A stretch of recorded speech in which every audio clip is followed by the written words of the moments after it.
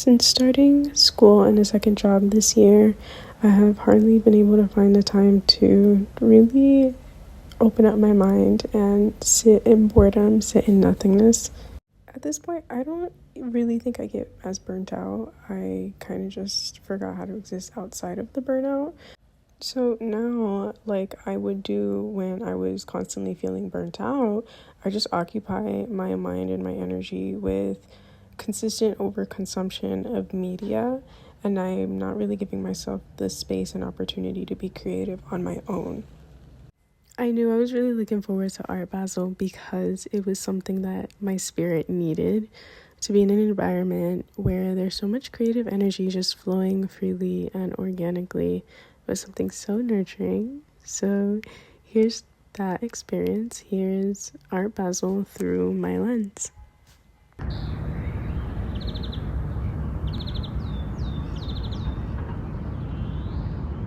We are now officially Miami bound. Good morning, y'all.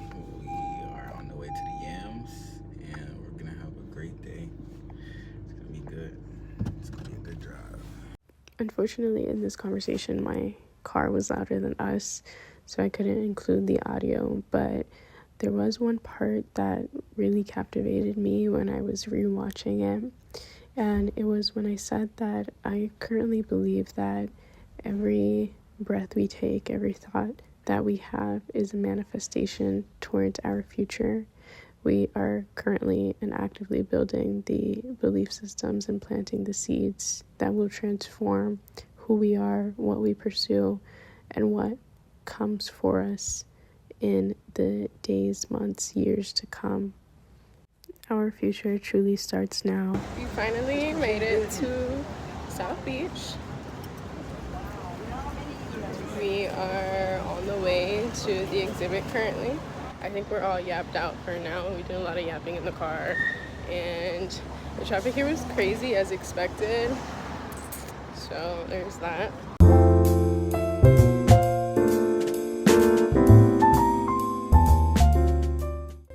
As expected from an art museum, there were so many captivating installations, so many stories that I felt like I connected with or intrigued me to learn more about the art or the artist. Now, I will say that I was very dishonest with myself when I told myself that I came to Art Basel to network because I was not in a socializing mood. So it was to my disappointment when I quickly realized not every exhibit had placards next to them, and I couldn't just read about the backgrounds to some of these pieces, but I still loved and admired so much. I will say though, my favorite piece wasn't even from an exhibit. It was when this kind older gentleman came up to my boyfriend and I when he saw us trying to take pictures, and he asked if we wanted a picture together, and naturally he was holding a camera. We said yes, during which we learned that he has been shooting photography since he lived in Germany in the late 70s, and he actually never really prioritized monetizing off of it, and it was such a friendly reminder that not all of your artwork is meant to be capitalized. Some passions can exist purely for enjoyment, and that's okay. We just finished our first art exhibit at the Untitled Art. Lots of beautiful pieces. We sat in a podcast panel, which was really nice, really informative. We were stimulated as soon as we got in there. Anyways, the podcast panel was I was very overstimulated as soon as I got in there because there were a lot of people kind of like conglomerated in one spot, and it was overwhelming. But we sat in a podcast panel that talked about collecting art, and it was really intriguing because I've always wanted to learn, like, how do you determine the way that art is valued? How do you determine what art is worth collecting? So I got a little bit of insight on that, which is good. Now we're on to the next spot, which is my photo shoot. Got to admire some art and now to make some art. I'm just here for the ride, man. Supporting the lady, also absorbing all the art I can. It's very inspiring. It's very nice to be in Miami. Pick up a piece of knowledge everywhere we go while we're out here. Have a great time.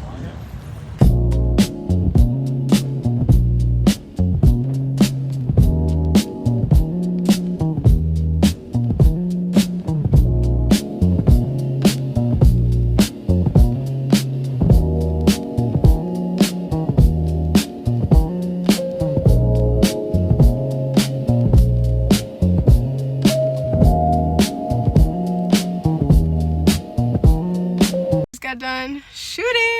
The pictures came out great, and I took very good BTS. So y'all gonna see it later. I should be a photographer too. We gonna work on that though. It's a little dark. I left my selfie light in the car, but we are currently walking to our Airbnb boat. I'm so excited to see it. I hope we're not overpacked.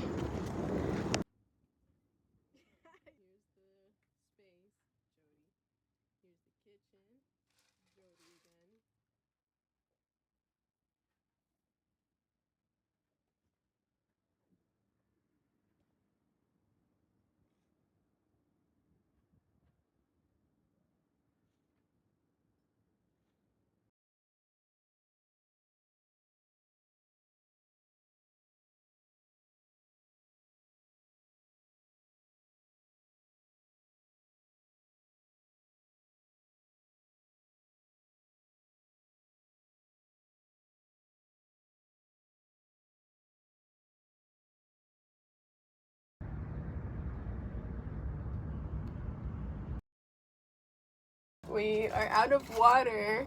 There's no water coming down through the sinks, but he left us half a gallon of filtered water and some water bottles that we've been using. We learned how to light a gas stove without a lighter. Our phones were like dying for a while. There was no way to charge our phones.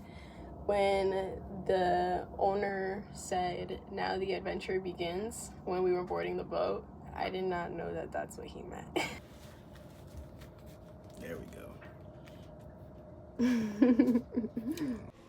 I'll take you how I take my coffee. Warm, dark, rich in the kind of depth that carries you through the day in a way that is grounding, a ritual. Imbuing me with a natural energy, one drop at a time. I seek you at sunrise. I take you as you are in your rawest form, because undeniably, what is becoming of you is becoming of myself. Hold me. Once the dopamine leaves me, time ticks, responsibility calls, and there you are, awaiting my return to fill my cup again and again.